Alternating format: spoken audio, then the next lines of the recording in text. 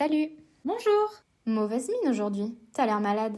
Oui, j'ai une angine. Et tu prends des antibiotiques? Bah oui, pourquoi? T'es pas au courant? Les antibiotiques, c'est pas automatique.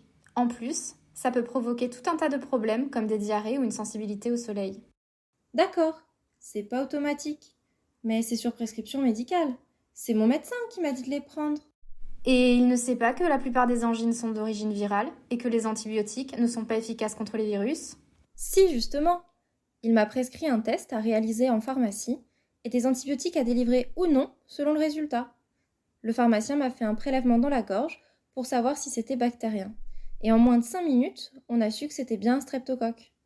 Le pharmacien m'a donc délivré l'antibiotique prescrit par le médecin. Génial! Je ne savais pas qu'on pouvait faire ça.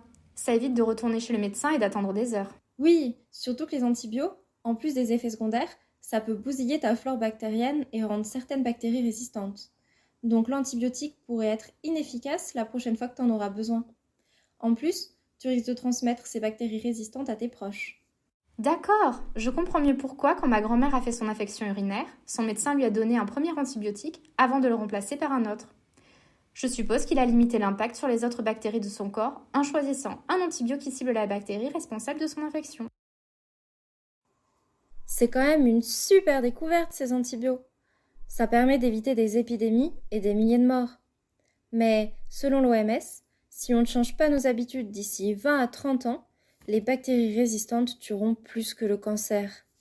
Surtout qu'en plus de notre consommation, il y a l'utilisation des antibiotiques en élevage, pour soigner l'animal malade, mais souvent aussi tout le troupeau. Sans compter les rejets dans l'environnement.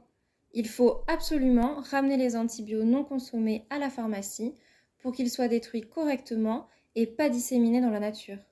En plus, on ne sera pas tenté d'en reprendre à la moindre fièvre. Finalement, le meilleur moyen de limiter l'utilisation des antibiotiques, c'est encore d'éviter les infections. Les gestes barrières, c'est pas que pour le Covid.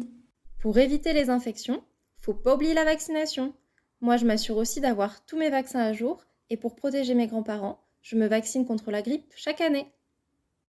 Oui, mieux vaut prévenir que guérir.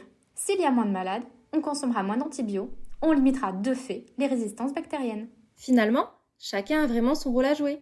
Les antibiotiques, c'est l'affaire de tous.